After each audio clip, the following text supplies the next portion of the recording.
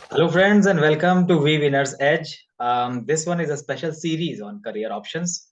इसके पहले हम प्रोफेसर गोपाल कृष्ण द्विवेदी सर के साथ में जो ग्राफिक्स ईरा यूनिवर्सिटी से हैं और हमारे साथ बने हुए हैं। एक पिछले वीडियो में इन्होंने बीए के आपके मित्रों को बताया था कि कैसे तैयारी करें, आगे करियर ऑप्शंस क्या हैं, और साथ ही साथ ये भी बताया था कि उनके पब्लिक और प्राइवेट सेक्टर में किस तरह से क्या-क्या किया जा सकता है।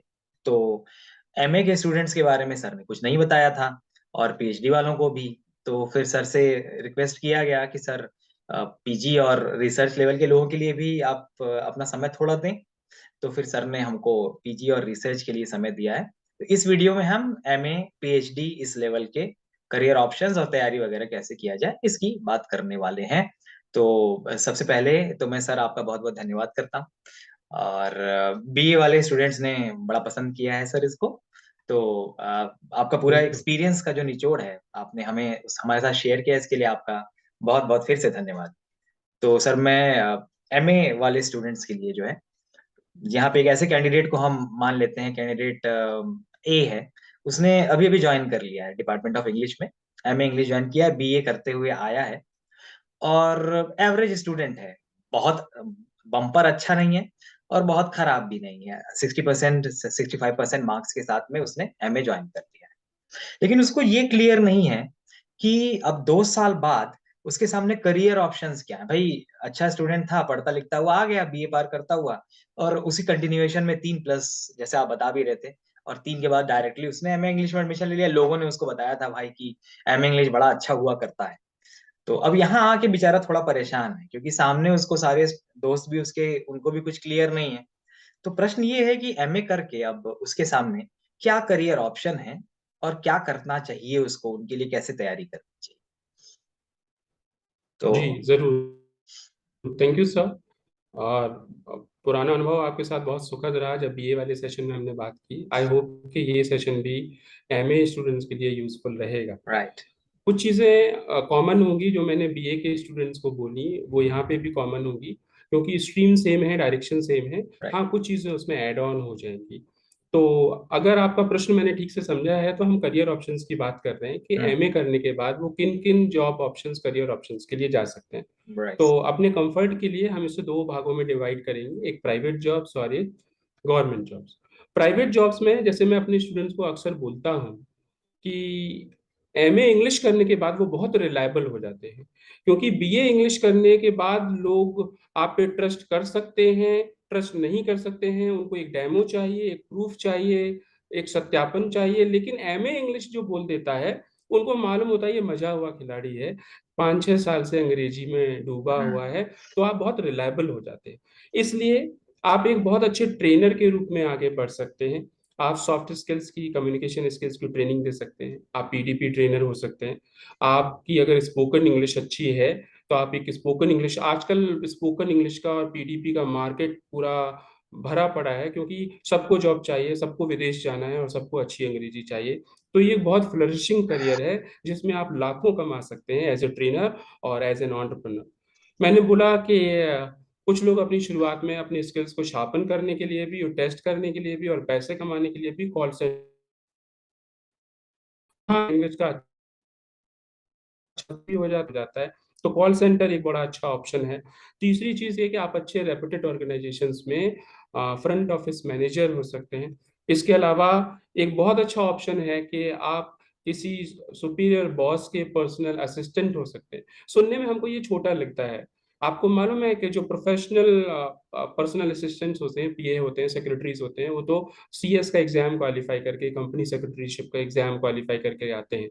लेकिन बाकी जितने भी सारे ऑर्गेनाइजेशंस हैं, कंपनीज हैं, वहां पे एक अच्छा पीए चाहिए होता है जो अच्छी इंग्लिश जानता हो, लिखता हो, बोलता हो, और उनकी बड़ी अच्छी सैलरी होती है। जहां बॉस की सैलरी 12 लाख 15 लाख रुपए पर मंथ होगी, आप अंदाज लगा सकते हो कि पीए के भी अच्छी ही होगी।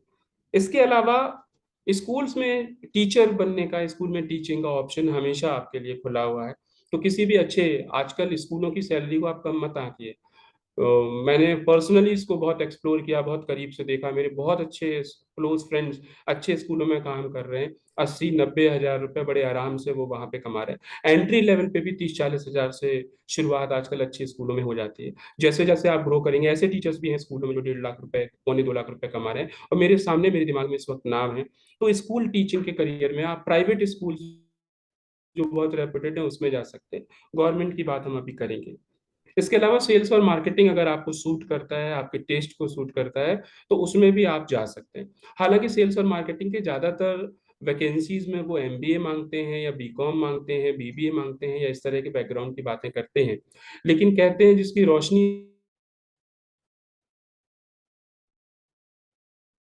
के कम्युनिकेशन स्किल्स स्ट्रांग हैं, तो डेफिनेटली आप इस फील्ड में भी आगे जा सकते हैं।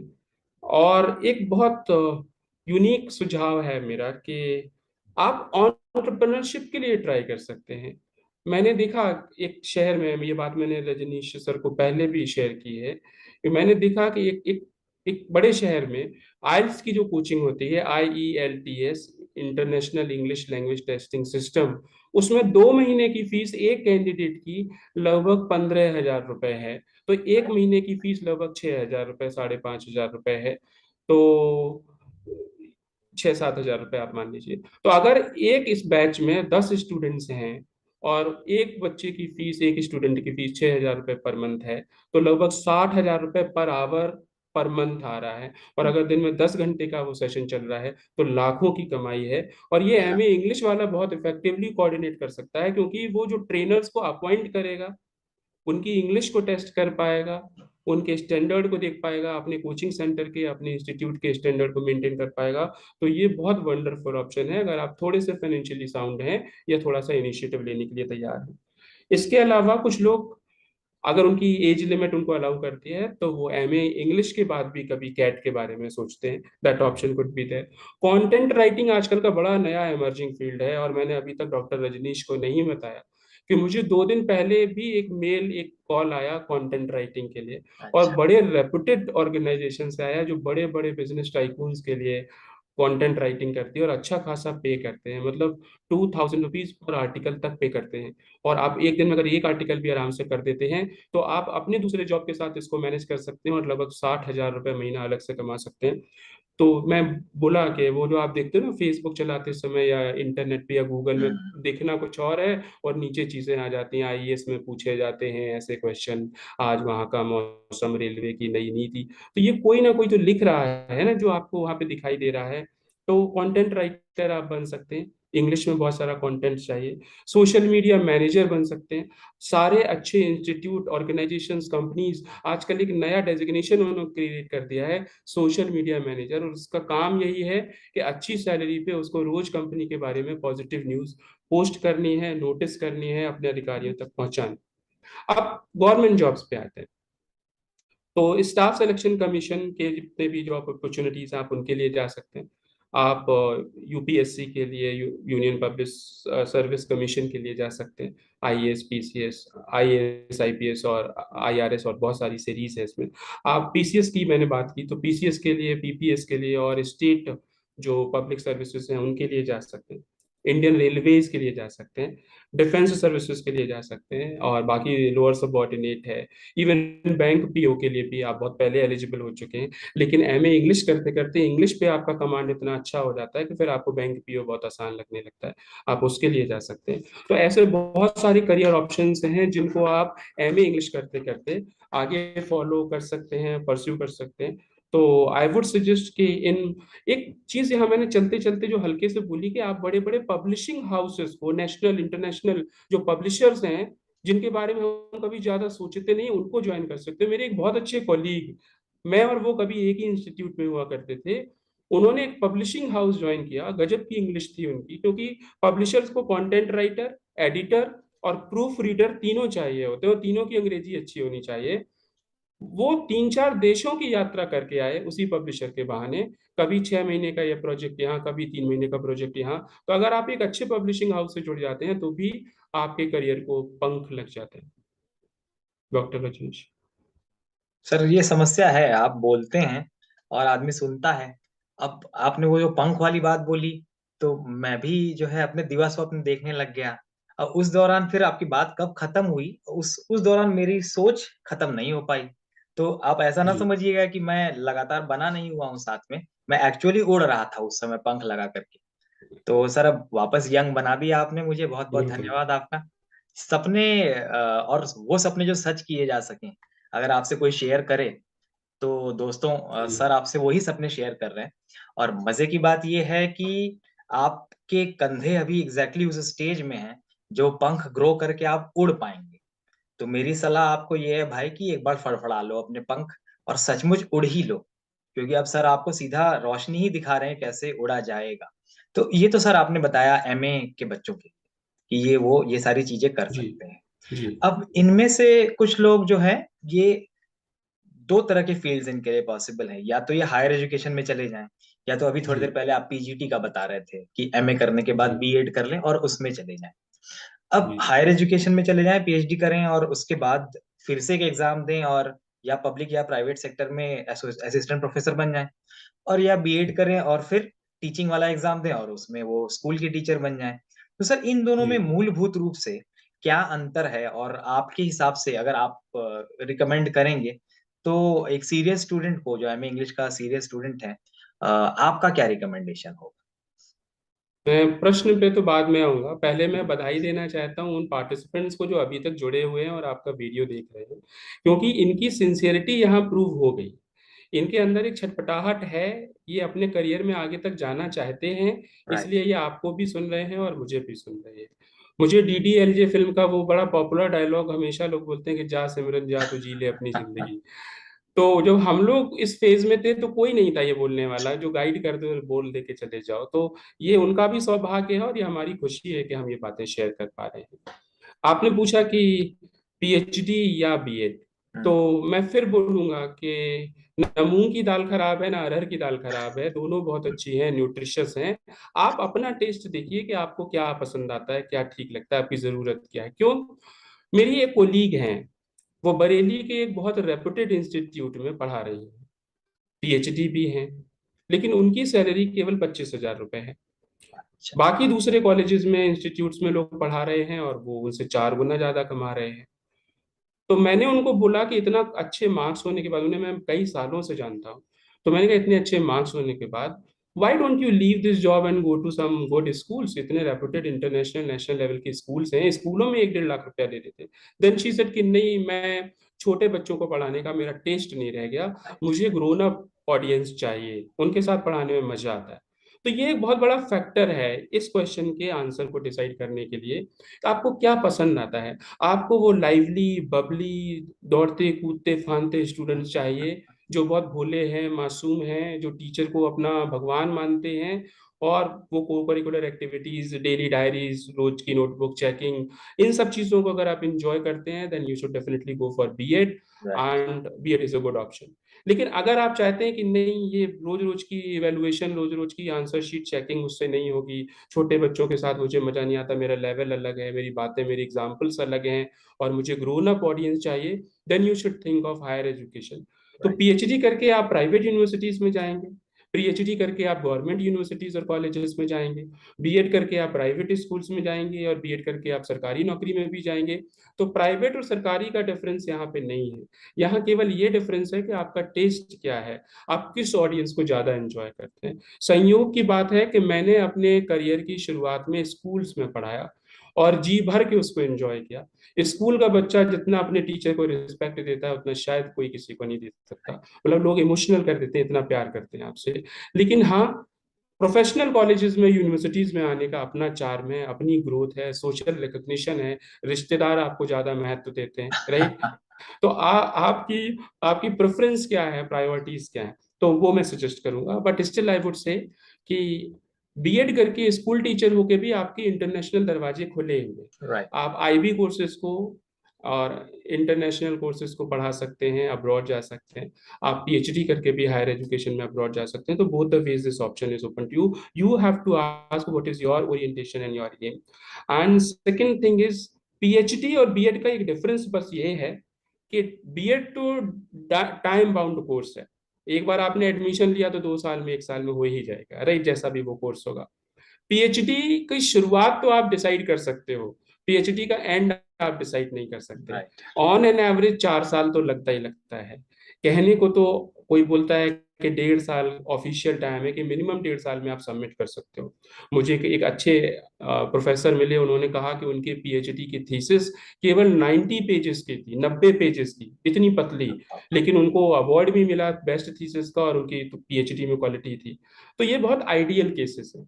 मैं आपसे पूछता हूँ कि जब आप 4 व्हीलर लेते हो, तो वो विज्ञापन में लिख करके आता है कि इसका जो एवरेज है, माइलेज है, वो 17 किलोमीटर पर लीटर है, और फिर ब्रैकेट में लिखते हैं इन आइडियल कंडीशंस। कितने लोगों की गाड़ी है जो एक्चुअली 17 किलोमीटर चल जाती है 1 लीटर में? तो पीएचडी की आइडियल कंडीशन है कि वो 1.5 साल में हो सकती है, लेकिन प्रैक्टिकली 4 साल, 5 साल, 6 साल लग जाता है। कहने वाले कहते हैं कि आग का दरिया है, डूब के जाना है। तो आपका गाइड अच्छा है कि नहीं, यूनिवर्सिटी अच्छी है कि नहीं। तो PhD is a wonderful option. अगर आप प्रोफेसर बनना चाहते हैं, एकेडमिक्स में आना चाहते हैं, तो पीएचडी मस्ट है।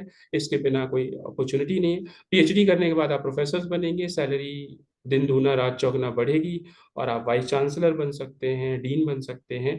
तो अपॉर्चुनिटीज बहुत है, but PhD is a very difficult task comparatively. BEd comparatively easy है, और फिर उसी टेस्ट वाली बात है कि आपको क्या पसंद है सब। तो सर अब क्योंकि मेरा पर्सनल स्वार्थ थोड़ा डिपार्टमेंट ऑफ इंग्लिश के साथ है, तो जी खैर मुझे पता है सर कि आपके पास दोनों ही साइड का एक्सपीरियंस है और दोनों ही साइड की डिग्रीज भी, और इसीलिए सबसे पहला मेरे दिमाग में नाम भी आपका ही आया था। पर मेरे जो टारगेट ऑडियंस है और मेरे स्टूडेंट्स भी अधिकतर ये इंग्लिश डिपार्टमेंट साइड के ही हैं। तो हम जो है जी बीएड साइड का जो पता कर लिया आपसे कर लिया। अब थोड़ा पीएचडी जी वाला जो बच्चा प्लान कर रहा है, अभी एमए में है, जी अभी वो फाइनल सेमेस्टर जी की तरफ बढ़ रहा है, या थर्ड में होगा या फोर्थ में आ गया। अब सर उसके पास जैसे वो पीएचडी के एंट्रेंस टेस्ट की तैयारी है, वो तो नेट जैसे ही सिलेबस होती है, तो अलग से ऐसा कोई भयानक तैयारी तो है नहीं। पीएचडी एंट्रेंस की जो नेट की तैयारी कर लेगा उसकी तैयारी हो जाएगी। तो हम डायरेक्टली नेट की ही बात करते हैं, JRF/नेट की जी ही बात करते हैं। जी तो जी अब सर सबसे पहले तो आप हमारे स्टूडेंट्स को यही बता दीजिए कि किस समय एमए ज्वाइन करते ही, या फर्स्ट ईयर पार करते ही, या सेकंड थर्ड किस सेमेस्टर में आइडियली एक ठीक ठाक कैंडिडेट को नेट की तैयारी शुरू कर ही देनी चाहिए। और दूसरा फिर जी ये कि अब उस नेट की तैयारी के लिए या जेआरएफ की तैयारी के लिए आप अगर कुछ टिप्स देना चाहें एमए इंग्लिश वाले स्टूडेंट्स को, तो ये दोनों चीजें, जी ये दो क्वेश्चन एक में ही पूछ लिया मैंने कि कब जी से जी शुरू करें तैयारी और जी कैसे तैयारी करें। जी मैं बहुत खुश हूँ इसका आंसर देने के लिए। हालांकि इस एरिया के महारथी आप हैं, अरे 2 बार आप खुद नेट क्वालिफाइड हैं, आप खुद स्वयं सक्षम हैं, लेकिन फिर भी आपने प्रश्न पूछा है, तो मैं अपनी एबिलिटी से आंसर दे रहा हूँ। मेरा कहना है कि अगर मैं एक यात्रा प्लान करूं कि मुझे तिरुपति जाना है, तो शायद 1 महीने पहले से मैं उसका यूट्यूब वीडियोस और रूट और प्लान और होटल सब चेक राइट करने राइट। शुरू कर देता हूँ। ये जागरूक लोगों की निशानी है। तो अगर आपको इस फील्ड में जाना है, प्रोफेसर बनना है, एकेडमिक्स में आना है, तो जितना जल्दी शुरू हो जाए उतना अच्छा। तो अगर आप श्योर हो कि आपको एमए इंग्लिश करना है, क्योंकि यूजीसी नेट की जो एलिजिबिलिटी है वो ये है कि आपको पोस्ट ग्रेजुएशन में 55% मार्क्स चाहिए।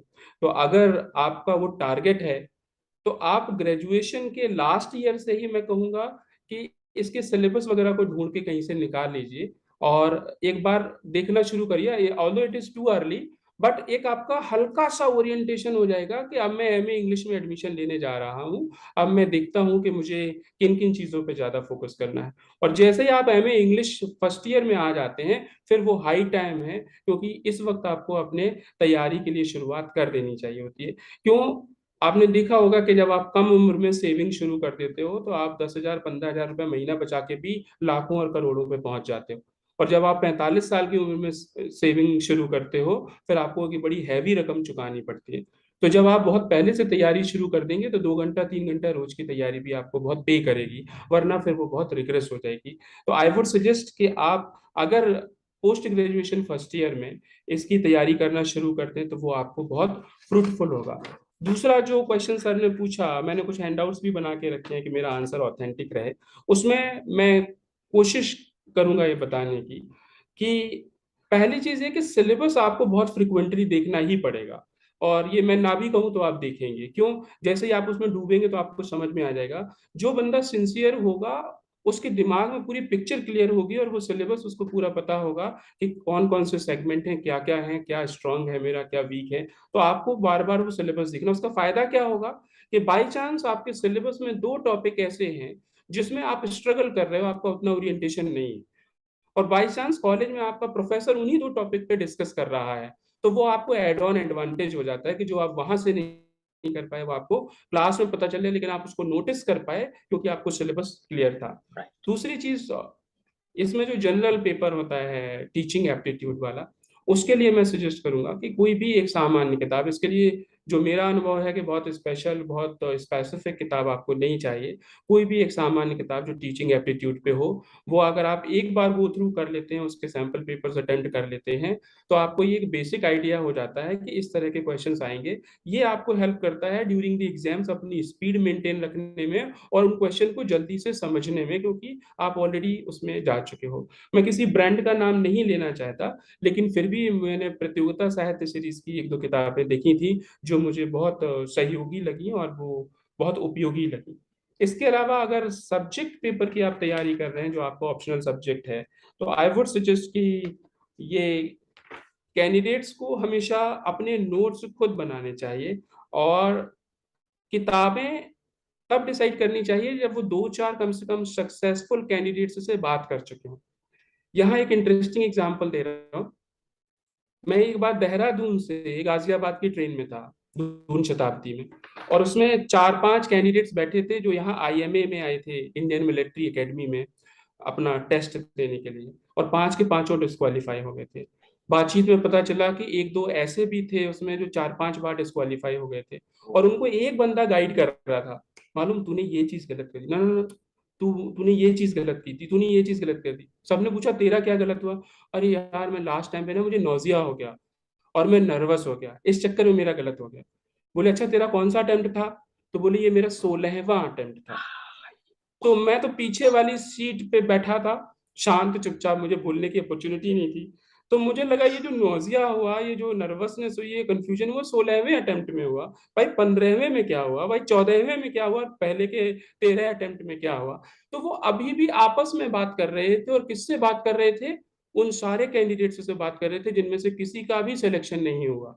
तो मैं हमेशा बोलूंगा, मुझे बचपन में किसी ने बोला कि सलाह हमेशा एक्सपर्ट की लो, राइट? तो you should definitely talk to someone जिसका नेट में सिलेक्शन हुआ हो, जेआरएफ में सिलेक्शन हुआ हो। वो आपको ऑथेंटिक किताबें बताएगा अगर वो शुभचिंतक है आपका, और फिर आप उन किताबों से, किताबों के बाजार में भटकने की बजाय कम किताबें पढ़ करके बहुत स्पेसिफिक नोट्स बना करके उसकी तैयारी कर सकते हो। और मुझे ये कहने में बिल्कुल संकोच नहीं है कि डॉक्टर रजनीश मिश्रा, इससे अच्छा ऑप्शन आपको कोई नहीं मिलेगा। इनके पास गाइडलाइंस हैं, इनके पास बुक्स हैं, इनके पास स्ट्रेटजी है। तो ये आपको इस पे बहुत अच्छा मार्गदर्शन समय समय पर जरूर देते रहेंगे सर। बहुत बहुत धन्यवाद सर। अब इसके बाद मतलब मैं निशब्द हूँ, लिटरली निशब्द हूँ भाई। मेरा अगला वाला क्वेश्चन फिसल रहा है, लेकिन मैं कंट्रोल करूंगा अपने मन पर। आपने इतनी तारीफ जी की मेरी, और आप भाई के जैसे हैं मेरे, इतना प्रेम करते हैं, तो बहुत बहुत धन्यवाद सर, बहुत अच्छा लगा। सर अब पीएचडी के लिए बंदे ने तैयारी कर ली, जेआरएफ भी निकाल लिया, ठीक है, उसको स्कॉलरशिप मिलेगी अब 2-3 साल आराम से, वो मन लगा के पढ़ाई कर रहा है। उसके अंदर अभी हम नहीं जा रहे हैं, क्योंकि उसके अंदर जाने का मतलब है कि आधे घंटे से ऊपर तो एक ही बार में खा जाएगा। तो हम रिसर्च के जी अंदर नहीं घुस रहे हैं, उससे दाएं जी साइड से निकल के अब हम ये जी एक लीप ले रहे हैं, लीप ऑफ टाइम ले रहे हैं। अब उसका पीएचडी हो जी गया, और उसके जी सामने दो ऑप्शंस हैं, मतलब अगर जी एकेडमिक्स में जा रहा है तो, कि या तो वो पब्लिक सेक्टर की जॉब लेगा या वो प्राइवेट सेक्टर की जॉब लेगा। अच्छा, पब्लिक जी सेक्टर की जॉब के लिए सबको पता है कि फला फला एग्जाम देना है, और या तो गवर्नमेंट का जीडीसी का होगा, या यूपीएचसीएससी का होगा, या जी एचपीएससी का होगा। इस तरह से एग्जाम सबको पता है, वो लोग जी काफी इंफॉर्मेशन अवेलेबल है। लेकिन मैंने काफी कुछ जी खोजा है, यूट्यूब पे भी जी गूगल पे भी। सर आपको जान के आश्चर्य होगा कि प्राइवेट सेक्टर जो इतना बड़ा सेक्टर है, फ्लरिशिंग जी सेक्टर है, इतनी बड़ी बड़ी यूनिवर्सिटीज हैं, प्राइवेट सेक्टर के बारे में कोई information as far as academic in English है जी अवेलेबल नहीं है सर। तो जी मैं आपसे रिक्वेस्ट करूंगा कि मुझे, पब्लिक सेक्टर अभी छोड़ दीजिए, उसकी बात अगर करनी होगी तो हम बाद में कभी कर लेंगे। जी प्राइवेट जी सेक्टर पे आप मुझे, क्योंकि आपका एक बहुत ही एक्सटेंसिव एक्सपीरियंस भी है, तो प्राइवेट जी सेक्टर पे मैं 2-3 प्रश्न आपसे पूछूं, और हमारे जी कैंडिडेट्स को आप उसकी पूरी विशद जानकारी दें। तो अगर आपकी अनुमति हो तो मैं अब पीएचडी से जंप करते हुए डायरेक्ट प्राइवेट सेक्टर पर ही उतरा। बिल्कुल, बिल्कुल, धन्यवाद सर, बिल्कुल। धन्यवाद।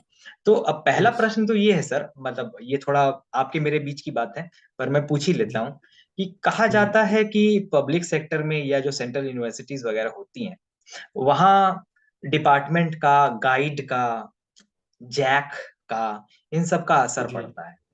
और जी, प्राइवेट सेक्टर में शायद टैलेंटेड कैंडिडेट की पूछ हो, तो क्या प्राइवेट जी। सेक्टर में टैलेंटेड कैंडिडेट की एंट्री है सर? मतलब बिना जैक, बिना जुगाड़ और पैसा वैसा तो नहीं चलता सर प्राइवेट सेक्टर में?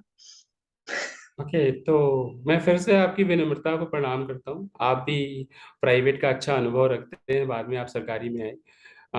लेकिन मैं यहाँ अपने कर्तव्य का निर्वहन कर रहा हूँ।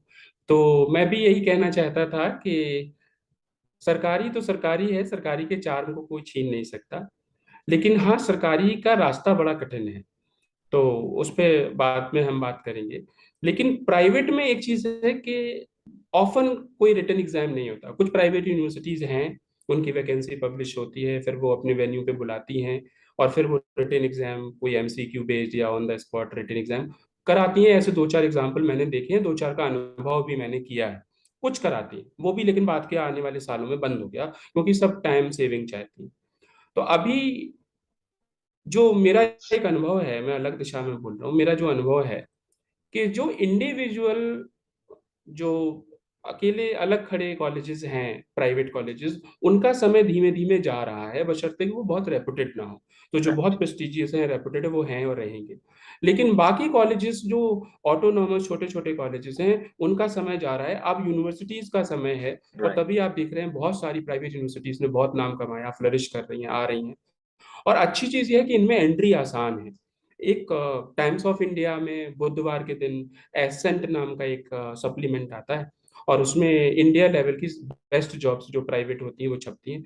और कभी कभी उसमें गवर्नमेंट जॉब्स भी आती हैं। हालांकि गवर्नमेंट जॉब्स के लिए लोग रोजगार समाचार, एम्प्लॉयमेंट न्यूज पढ़ते हैं। लेकिन अगर आप जागरूक हैं और आपको एमए इंग्लिश के बाद एक करियर बनाना है, प्राइवेट यूनिवर्सिटीज में, एकेडमिक्स में, या दुनिया जहां की दूसरी कंपनियों में भी जाना है, तो बुधवार के दिन टाइम्स ऑफ इंडिया का ये एसेंट नाम का वो सप्लीमेंट आता है, वो उसके अंदर, उसको देखना आप ना भूलें। तो अब उसमें एक वैकेंसी पब्लिश होती है, रिज्यूमे मंगाते हैं। अगर आपका रिज्यूमे सेलेक्ट होता है तो डेट ऑफ इंटरव्यू फिक्स होती है, इंटरव्यू होता है, यू आर इन। जो यंग लेवल है, असिस्टेंट प्रोफेसर वाला लेवल है, उसमें आपका डेमो हो सकता है। तो वो जैसे आप इंटरव्यू के लिए जाएंगे तो पहले आपको क्लासरूम टीचिंग का एक डेमो कराएंगे, फिर इंटरव्यू होगा, फिर फाइनल राउंड होगा। ये जनरली 3 स्टेप होते हैं। लेकिन जब आप एसोसिएट प्रोफेसर वाले लेवल पे पहुंच जाओगे, मैं क्या बताऊं, जिंदगी सिखाएगी आपको। तो जब आप एसोसिएट प्रोफेसर वाले लेवल पे पहुंच जाओगे, फिर ये डेमो होना बंद हो जाता है। फिर केवल डिस्कशन होता है, क्योंकि वो मान लेते हैं कि आपको अच्छा खासा अनुभव टीचिंग का हो गया है। मेरा सुझाव है कि, और मेरी शेयरिंग है कि यस, प्राइवेट यूनिवर्सिटीज में एंट्री कंपैरेटिवली आसान है, और आपके पास बहुत सारी चॉइस है।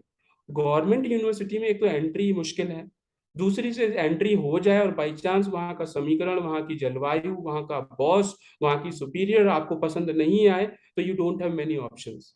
प्राइवेट में जब दिल भर जाए तब आप अपना देश बदल लो, जगह बदल लो, शहर बदल लो, तो वो अपॉर्चुनिटी आपके पास है, और एक से एक बेहतर से बेहतर अपॉर्चुनिटीज है। एक चीज और है, गवर्नमेंट में पे पैकेजेस बहुत अच्छे हैं, लेकिन प्राइवेट में भी मैं देखता हूँ, मैं जिस इंस्टीट्यूट में पहले था, वहां की डायरेक्टर की सैलरी पर मंथ लगभग 5 लाख रुपए थी, जो मुझे पता है। और वाइस चांसलर जो अच्छी अच्छी यूनिवर्सिटीज के, रेपुटेड यूनिवर्सिटीज के हैं, जिनको 20 साल 30 साल हो गया, मुझे नहीं लगता कि किसी की सैलरी 3 लाख से कम होगी। राइट। 3 लाख, 4 लाख, 5 लाख। तो क्या ये पे पैकेजेस अभी भी गवर्नमेंट में है? तो आपको गवर्नमेंट जॉब मिल जाए, मुबारक, बहुत अच्छी बात है। लेकिन नहीं भी मिले तो दिल छोटा करने वाली बात नहीं है, क्योंकि आज जो प्राइवेट यूनिवर्सिटीज भी हैं, उनमें गजब की ग्रोथ है, सिक्योर्ड फ्यूचर है, और दुनिया भर का सफर तय करने के लिए आपके लिए आसमान बाकी है। तो सर ये जो हमारा इनिशियल लेवल वाला बंदा है, इसने अभी अभी या तो एमए नेट किया है या पीएचडी किया है और ये प्राइवेट यूनिवर्सिटी में पहुंच गया है, ठीक है। जी, अब इसके पहले का एक क्वेश्चन है वो मैं बाद में पूछूंगा, ज्यादा इंटरेस्टिंग क्वेश्चन जी, पहले पूछ रहा हूँ क्योंकि पैसे में जी, सबका इंटरेस्ट होता है। तो अब जी, ये पहुंच जी, गया प्राइवेट यूनिवर्सिटी में, तो जी। सर पहली तनख्वाह लगभग कितनी उठा लेगा सर, कितना मिल जाएगा इसको? Very important question. Okay, I would suggest कि अगर आप नेट क्वालिफाइड हैं एमए इंग्लिश के बाद, तो अगर आप थोड़ा-सा भी एक्सप्लोर करोगे, और मैं बोलूँगा अच्छे-अच्छे ब्रांड में आप अप्लाई करो अगर आपका नेट क्वालिफाइड है ऑलरेडी। देखिए, अगर आपका नेट क्वालिफाइड नहीं है, केवल एमए इंग्लिश है, तो आपको तो एक चैनल चाहिए, एंट्री चाहिए। पहले तो जो कॉलेज मिले उसे आप जॉइन करो, सैलरी तो दिमाग में रखो मत। क्योंकि एक कॉलेज से दूसरे कॉलेज में स्विच करना बहुत आसान है और 0 से 1 करना बहुत मुश्किल है। तो जब आप जॉब में नहीं है, एमए इंग्लिश करके बैठे हुए हैं, तो कोई भी कॉलेज आपको एंट्री दे दे, उसका एहसान है आपके ऊपर, लेकिन एंट्री मिल जाती है। तो अगर आपका नेट नहीं है तो फिर आप किसी में भी एंट्री लो, दिमाग मत लगाओ कि सैलरी कितनी है। नेट अगर है आपका, तो मुझे लगता है कि बड़े आराम से आपको 25-30,000 पर मंथ से आपकी मिनिमम शुरुआत हो सकती है, 25-30 हज़ार रुपए से। क्योंकि एक्चुअल रिक्वायरमेंट तो पीएचडी है, और आजकल बाजार में इतने सारे लोग बैठे हैं कि जब आप इंटरव्यू देने जाओगे और कॉरिडोर में बैठे होगे, तो आपको 20 लोग बगल में बैठे दिखेंगे आपकी ही उम्र के, और उनमें से 15 लोगों ने पीएचडी कर रखी होगी, और वो 25,000 पे ज्वाइन करने को भी तैयार है। मैंने थोड़ी देर पहले अपनी एक क्लासमेट का, अपनी एक परिचित का नाम लिया कि वो 25,000 पे पढ़ा रही है, पीएचडी किए हुए हैं। तो जहां लोग इतने नीचे तक आके 25,000 में पीएचडी के लिए तैयार हैं, तो इतने यंग लेवल पे आपको 50,000 60,000 रुपए इतनी आसानी से नहीं मिलेगा, लेकिन असंभव नहीं है। मैं फिर से यहाँ किसी ब्रांड का नाम नहीं ले सकता क्योंकि मामला लीगल हो जाता है, लेकिन कुछ ऐसे ब्रांड हैं जो क्वालिटी को प्रेफर करते हैं। वो आपके यंग होने के बावजूद, आपका अगर एमए इंग्लिश एक अच्छी यूनिवर्सिटी से है, और अगर आपकी पीएचडी है या यूजीसी नेट जेआरएफ है, पीएचडी नहीं भी है, तो भी आपको एक बहुत हैंडसम सैलरी देते हैं। ऐसे भी यूनिवर्सिटीज और कॉलेजेस हैं जहाँ पे असिस्टेंट प्रोफेसर की शुरुआत ही 80-90 हज़ार रुपए से होती है। तो डिपेंड करता है कि आपकी इंग्लिश में, आपकी एमए इंग्लिश में कितनी क्वालिटी है, और आप नेट क्वालिफाइड हैं कि नहीं, और आप पीएचडी हैं कि नहीं। तो नेट के बाद आप, जो ऑन एन एवरेज मैंने बोला कि लगभग 25 से 30 हज़ार की एक्सपेक्टेशन रख सकते हैं। सर, अब ये नेट या पीएचडी आप भी जानते हैं और मैं भी जानता हूँ कि जी जैसा आपने बताया है कि कॉरिडोर में मिल जाएंगे बहुत सारे आपको। जी तो जी अब सर, मेरा इंटरव्यू ही आपने लिया था, तो अब चलिए एक पर्सनल ही क्वेश्चन आपसे पूछ लिया जाए। मैं अपना नाम लेके नहीं पूछूंगा, लेकिन सर आप इतना सिलेक्शन करते हैं, तो ये जी आखिरी क्वेश्चन है सर, अब मैं आपको और जी परेशान नहीं जी करूंगा। तो अब जी हमारा जी जो बंदा है आपके पास पहुंच गया, आप जो है उस तरफ पैनल में बैठे हो, तो जी आप क्या क्या क्वालिटीज हैं जो आप एक बंदे में देखते हैं कि आप उसको रिकमेंड कर दें कि भाई ये सही आदमी है, इसको ले लिया जाए। जी एमए इंग्लिश कर लिया है, नेट स्लैश पीएचडी जी में से एक ना एक तो है ही है, जी पैसा एचआर देख लेगा, आप तो जी डिपार्टमेंट की तरफ से आप सब्जेक्ट एक्सपर्ट हैं। जी तो अब जी आपके सामने वो बैठ गया, तो आप जी क्या क्या एसेस करते हैं सर, उसमें कुछ अंदरूनी खबर हमें दे दीजिए। जी बिल्कुल। मैं फिर बोलूंगा, ये शिष्टाचार है, लोग ऐसे बोलते हैं कि बहुत अच्छा प्रश्न है, लेकिन ये एक्चुअली बहुत अच्छा प्रश्न थैंक है, यू सर, थैंक और मुझे लगता है कैंडिडेट्स के बहुत काम का है। अब उनको एक डायरेक्शन मिल जाएगा कि उनको किन चीज़ों पे काम करना है। मेरे फादर का, मैं ऐसे ही अपने आंसर दिया करता हूँ, पूछा कुछ और जाता है, शुरू कहीं और से करता हूँ। तो मेरे फादर के जब दांत में दर्द हुआ, और मैं देहरादून नया नया आया, मुझे नहीं मालूम था यहाँ पे कौन सा डेंटिस्ट अच्छा है। तो अब मैं सड़क पे गाड़ी चला रहा हूँ और चारों तरफ, या पैदल इवनिंग वॉक पे हूँ, तो मैं बोर्ड्स पढ़ रहा हूँ कौन कौन डेंटिस्ट है, dental care dentist, dental dental. और उसमें मैं क्या देख रहा हूँ, कौन बीडीएस है, कौन एमडीएस है, और किसने अमेरिका की फेलोशिप ले रखी है। तो जो बीडीएस है वो मुझे हल्का लग रहा है, जो एमडीएस है वो मुझे ज्यादा कन्विंसिंग लग रहा है, जिसके पास और दो चार चीजें हैं वो मुझे और ज्यादा कन्विंसिंग लग रहा है। अगर आपका ओरिएंटेशन क्लियर है बिल्कुल कि अगर आपको एकेडमिक्स में ही जाना है, तो मैं बोलूंगा कि आजकल के एकेडमिक्स के जॉब की कुछ बेसिक रिक्वायरमेंट्स हैं। सर ने ऑलरेडी बताया कि एमए इंग्लिश चाहिए, आपके पास है, नेट हो जाए बहुत अच्छा, पीएचडी हो जाएगी या हो रही होगी। अगर आप पीएचडी, मैं कहता हूं कि आपने यूजीसी नेट किया या एमए इंग्लिश किया, यूजीसी नेट भी नहीं किया, आपको किसी कॉलेज ने एंट्री दे दी, आपके सौभाग्य की शुरुआत हो गई।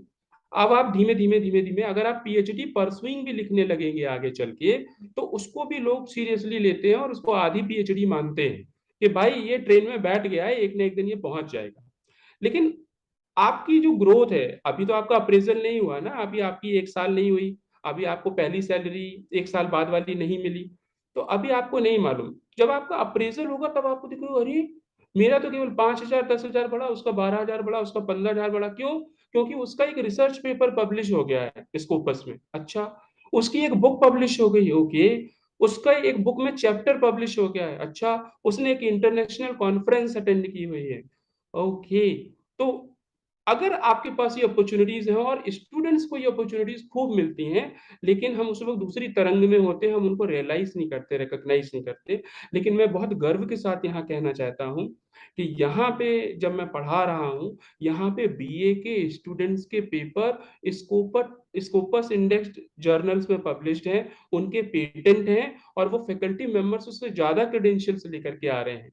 तो अगर आपके आंख नाक कान खुले हुए हैं, और अगर आपको एकेडमिक्स में आना है, आपको जब भी किसी कॉन्फ्रेंस में पार्टिसिपेट करने का मौका मिले, जिसकी फीस बहुत ज्यादा ना हो, आप जाइए। उसका सर्टिफिकेट मिलेगा, आप अपने रिज्यूमे में लिखोगे, तो इंटरव्यूअर को दिखेगा कि इसका अलाइनमेंट एकेडमिक्स की तरफ है, ऑलरेडी इंटरनेशनल कॉन्फ्रेंसेस और अटेंड कर रहा है। और सबसे बड़ी बात, आपके अपने ही कॉलेज में हो सकता है कभी ये ऑर्गेनाइज हो, उसका सर्टिफिकेट लेना मत भूलिए, उसमें बैठना मत भूलिए। कोई बुक कहीं से पब्लिश हो रही हो और उसके बुक चैप्टर के लिखने का कोई इनविटेशन आए, 4-6 पेज लिखने में ज्यादा टाइम नहीं लगता, आप महीने 1.5 महीने में भी इसको डेवलप कर सकते हैं। क्योंकि सबको मालूम है कि आप स्टूडेंट हैं, आपसे बहुत क्वालिटी रिसर्च पेपर जिसको लिखने में 1.5 साल लगता है, उसकी एक्सपेक्टेशन नहीं है। कोई ना कोई बुक उसको पब्लिश कर देगी। तो माय सजेशन है कि वो बुक चैप्टर लिखिए। ये आपको एक फैकल्टी मेंबर के रूप में, एक यंग प्रोफेसर के रूप में स्ट्रांग बनाएगा। तो जहां पे भी आपको मौका मिले, कॉन्फ्रेंसेस का, सेमिनार्स का, रिसर्च पेपर्स का, किताबें लिखने का, या उनका एक चैप्टर लिखने का, ये चीजें आपको साथ साथ करनी है। और अलग से कुछ कोर्सेज जो मैंने बताए हैं एक अनौपचारिक चर्चा में पहले, कि आप अगर गूगल पे लिखेंगे NPTEL, तो आपको आईआईटी के कोर्सेज खुल करके आएंगे, जो महीने 2 महीने 3 महीने में पूरे हो जाते हैं, और बड़े आराम से पूरे होते हैं, जिसकी केवल 1,000 रुपये फीस लगती है, और आपके पास आईआईटी का सर्टिफिकेट होता है। आप कॉर्सेरा पे फॉरेन यूनिवर्सिटीज के कोर्सेज कर सकते हैं।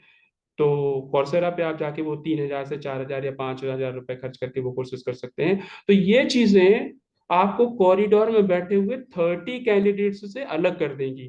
तू राइट, भी राइट, एमए इंग्लिश, यस मैं भी एमए इंग्लिश, लेकिन शांत बैठे रहेंगे आप। और जब अंदर जाएंगे तो उनको दिखेगा कि बाकी 30 के पास केवल एमए इंग्लिश है, और भाई ये तो आधा पहले ही तैयार हो चुका है। तो राइट, माय राइट। सजेशन है कि इन्हीं चीजों पे हम फोकस करते हैं, अगर आप इन चीजों को साथ साथ लेके चल पाए तो। ये सर। तो सर, इसको ये इतना वाला पोर्शन मुझे लग रहा है कि इसे काट करके और इसे लूप में चला देना चाहिए। इसमें इतनी सारी बातें एक साथ आपने बता दी हैं, मुझे लग रहा है एक बार में तो समझ में आने वाली नहीं है, इसके नोट्स वोट्स बनाने पड़ेंगे। और मैं खुद भी काफी जगह पर उम्मीदवार रहा हूँ, तो मुझे भी सर फील हो रहा है कि मतलब अगर शुरू से ऐसा मुझे भी तैयार किया गया होता, तो पहली बार जो परेशानी, जो टीथिंग प्रॉब्लम होती है, वो भी ना हुई होती।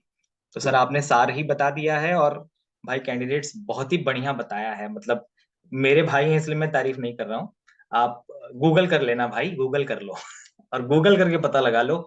इतनी सारी information, useful information, directly applicable information कहीं नहीं मिलेगी आपको, focused upon department of English. ठीक है। तो सर से मेरा अनुरोध रहा है, और मैंने बात भी की हुई है, सर हमारे साथ थोड़ा और समय देंगे आने वाले समय में। और आपके पास जो क्वेश्चंस है आप कमेंट बॉक्स में डालिए, और winners.h.english@gmail.com पे भी भेज सकते हैं। मैं सर के पास उसको फॉरवर्ड कर दिया करूंगा, और फिर एक बार और सर से हम मिलेंगे, और वो फाइनल जो सारे क्वेश्चंस होंगे वो सब हम डिस्कस कर लेंगे। तो सर मैं फिर से आपका तहे दिल से, अपनी तरफ से और हमारे सारे बच्चों की तरफ से, कैंडिडेट्स की तरफ से धन्यवाद करता हूँ, और आशा करता हूँ कि ऐसे ही आप हमारे साथ, चैनल के साथ और हम सबके साथ जुड़े रहें। बहुत बहुत धन्यवाद सर, नमस्कार। बिल्कुल। आपको भी बहुत बहुत धन्यवाद, मुझे बहुत अच्छा लगा, जन कल्याण के काम हमेशा अच्छे लगते हैं। Thank thank you. You sir, thank you very much sir.